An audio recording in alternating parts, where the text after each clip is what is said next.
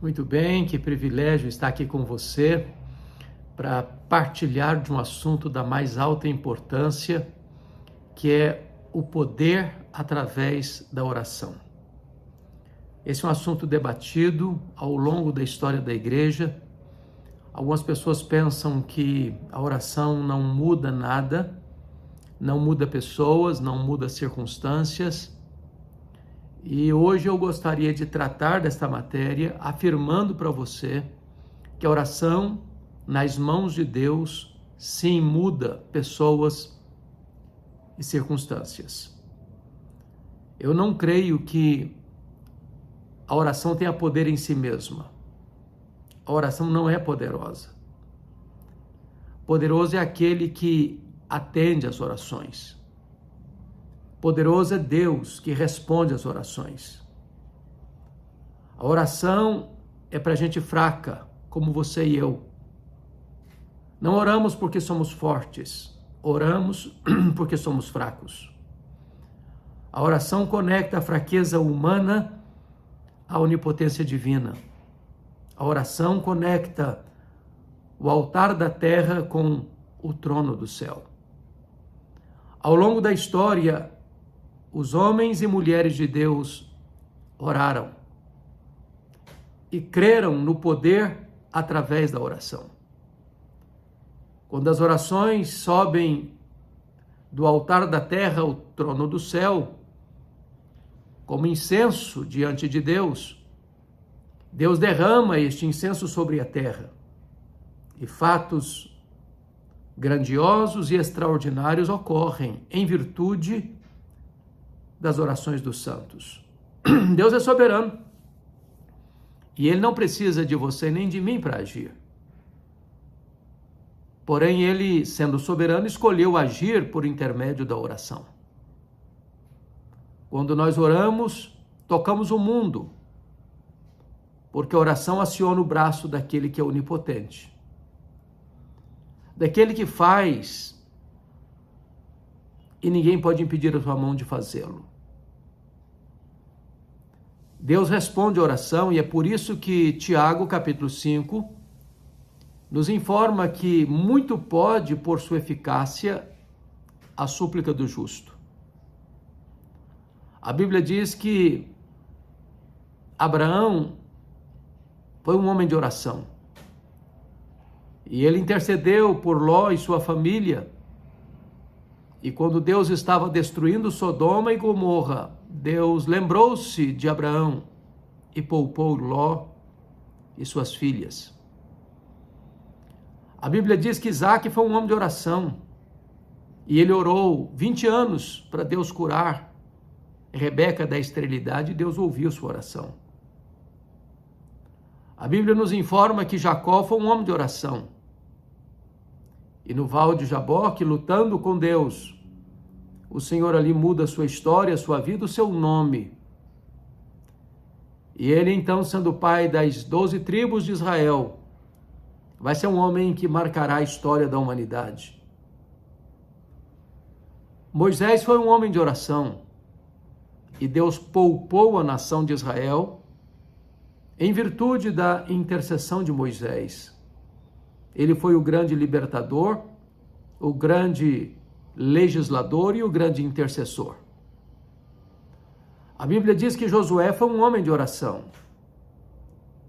E Deus fez o sol parar numa batalha em resposta à oração de Josué.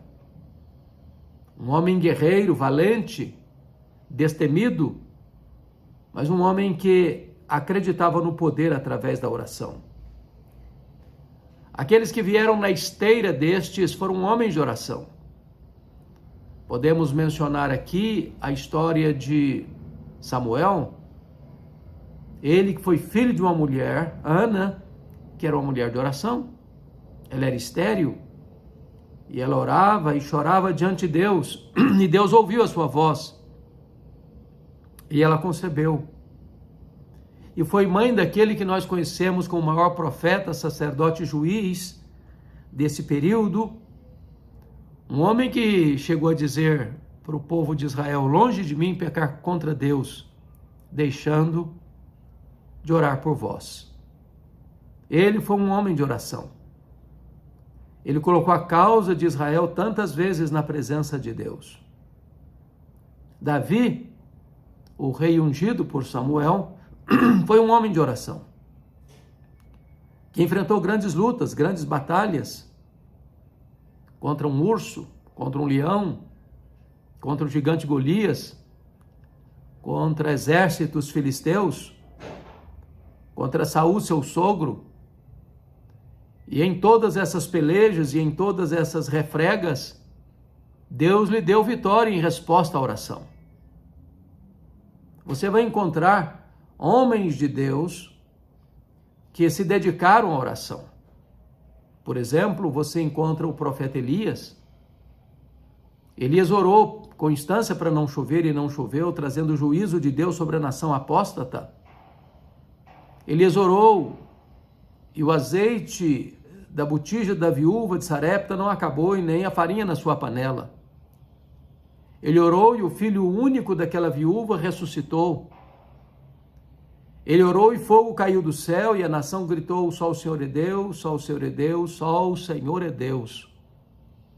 Elias orou e as torrentes abundantes caíram sobre a terra, torrentes restauradoras. Ele foi um homem de oração, um homem semelhante a nós, mas que acreditava fortemente que Deus mudava e muda e mudará as circunstâncias em resposta às orações do seu povo. Eliseu, seu sucessor, foi um homem de oração. Quantas maravilhas Deus fez pelo seu ministério em resposta à oração. Um homem que experimentou muitos milagres da providência de Deus em resposta à oração. Deus responde à oração.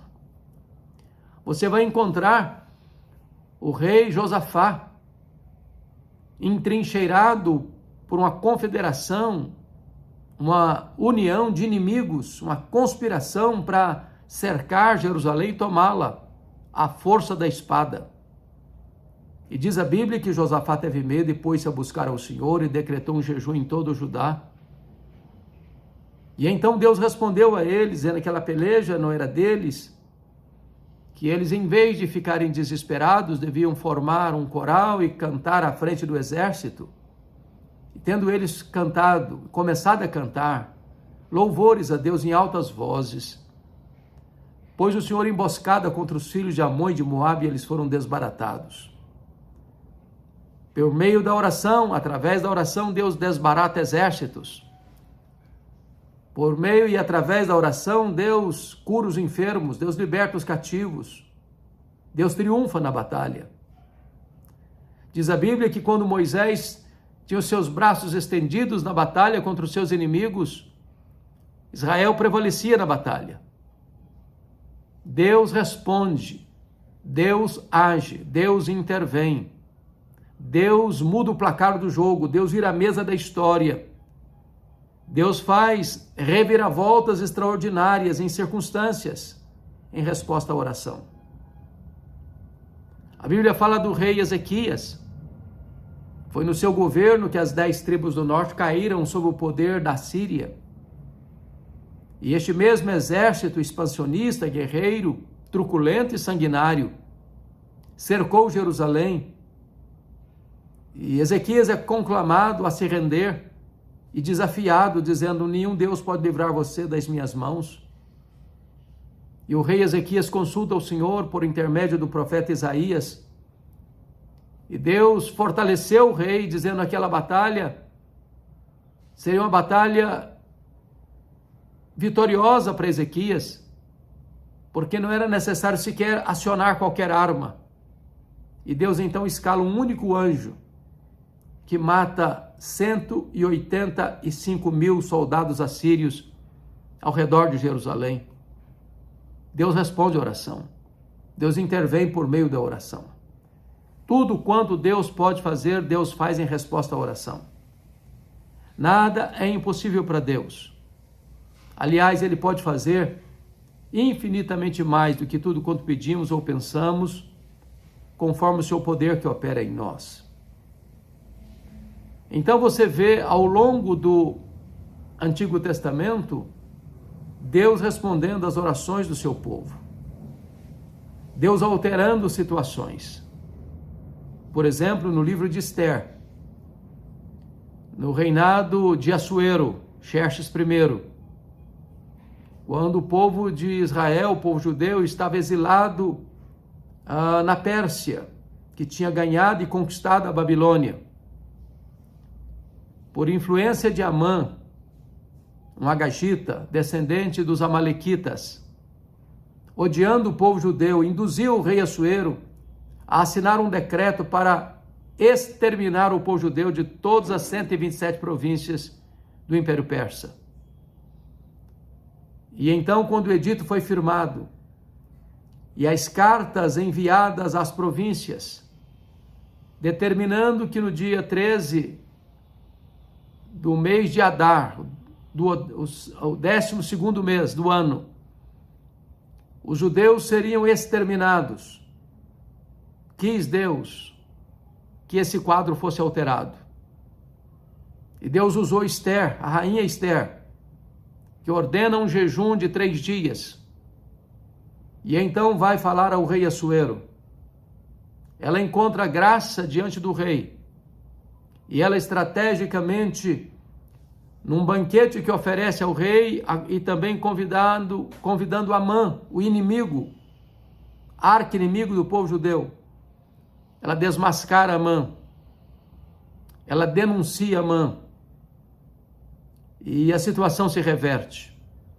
Amã, que tinha feito uma forca para matar Mordecai, tutor de Esther, é ele que é enforcado nessa mesma forca. Seus 10 filhos são mortos e enforcados publicamente. Os bens da casa de Amã passam às mãos de Esther e ela nomeia Mordecai como administrador dessas riquezas. Um novo edito é lançado pelo rei Assuero e os judeus têm liberdade de se defenderem.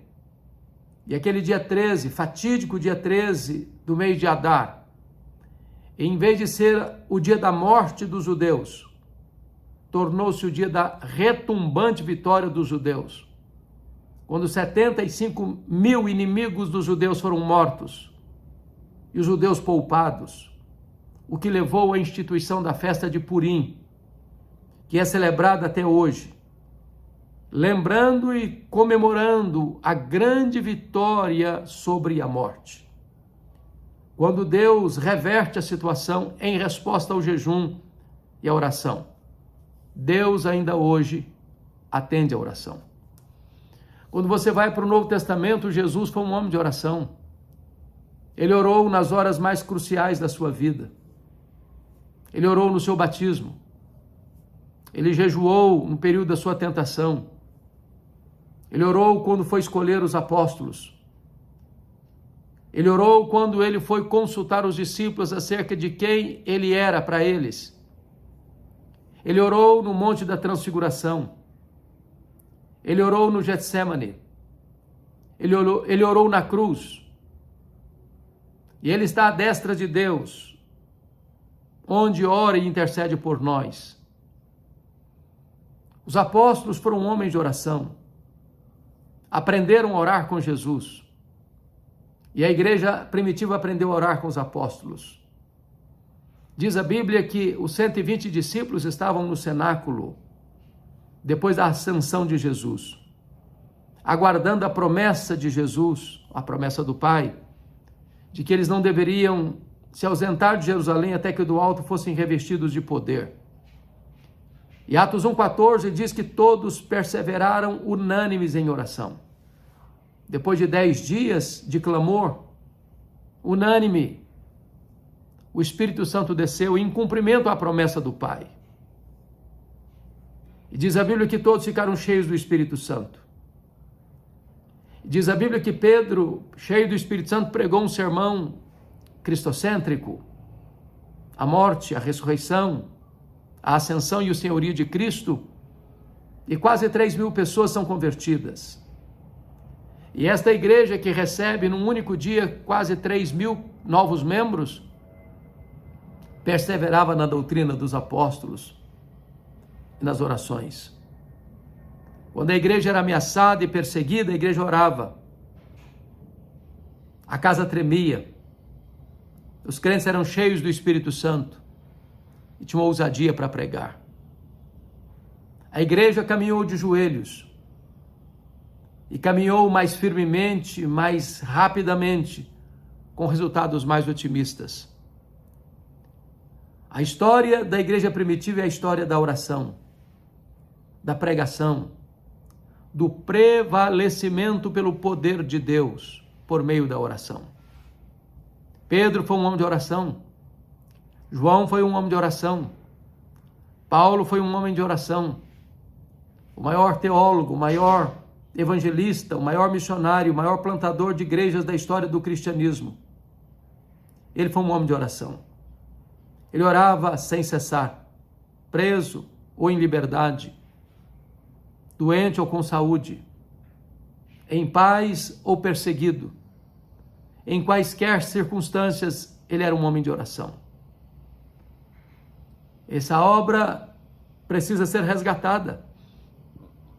A igreja contemporânea precisa voltar a ter intimidade com o altar e a ter vida com Deus em oração.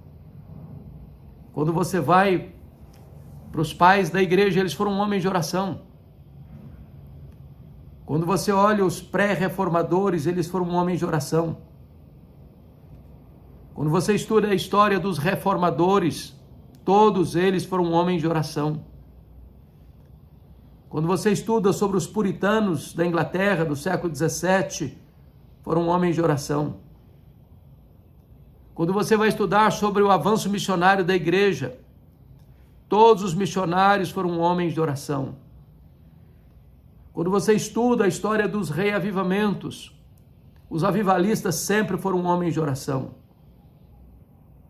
As igrejas que mais crescem ou cresceram no mundo foram igrejas que deram importância e primazia à vida de oração. Deus é o Deus que honra aqueles que buscam a sua face. Porque o poder do Espírito Santo não se aprende na academia, nem mesmo através de boas e importantes leituras. O poder se recebe através da oração. É quando a igreja ora, é que ela tem poder. Sem a virtude do Espírito Santo, a palavra de Deus não será verdade na nossa boca. Não é tanto a nossa eloquência, não é tanto o nosso conhecimento ou as nossas estratégias. É o poder através da oração. E eu quero aqui conclamar você para engajar-se na vida de oração. Orando a tempo e a fora de tempo, em todo o tempo. Orar sem cessar, diz o apóstolo Paulo. Orar sem esmorecer. Foi isso que Jesus fez. Foi isso que ele nos ensinou. A história do avanço missionário da igreja é a história do avanço da intercessão, daqueles que se colocaram na brecha e clamaram aos céus, para que ele mesmo abrisse a porta da evangelização, para que ele mesmo abrisse o coração para a fé. E a igreja, assim, prevalece e marcha de joelhos vitoriosamente. Deus cura o enfermo em resposta à oração. Deus liberta o cativo em resposta à oração. Deus converte o pecador em resposta à oração. Deus faz milagres extraordinários em resposta à oração.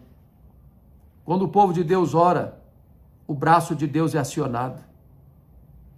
Quando o homem trabalha, o homem trabalha. Mas quando o homem ora, Deus trabalha. Por meio da oração, Deus apaga a chama do fogo. Deus fecha a boca de leões. Por meio da oração, Deus abre o mar. Deus faz brotar água da rocha. Deus faz milagres extraordinários. Talvez hoje você precisa reavivar a chama do altar da oração no seu coração. A chama não pode apagar. E quando a igreja ora, ela se santifica. Quando a igreja ora, ela tem discernimento. Quando a igreja ora, ela vê os milagres de Deus acontecendo. Quando a igreja ora, ela é revestida de poder. Quando a igreja ora, os corações se rendem. Quando a igreja ora, a glória de Deus se manifesta. Conclamo você a entrar na brecha da oração, a orar e a esperar a resposta da oração, e a ver que Deus ainda hoje responde a oração, mudando pessoas, mudando circunstâncias, mudando acontecimentos, em resposta à oração da sua igreja. Como é que está o fogo no altar do seu coração? Como é que você se classifica? Você é um homem, uma mulher de oração? Você tem colocado a sua vida, a sua causa diante de Deus? É tempo de nós orarmos.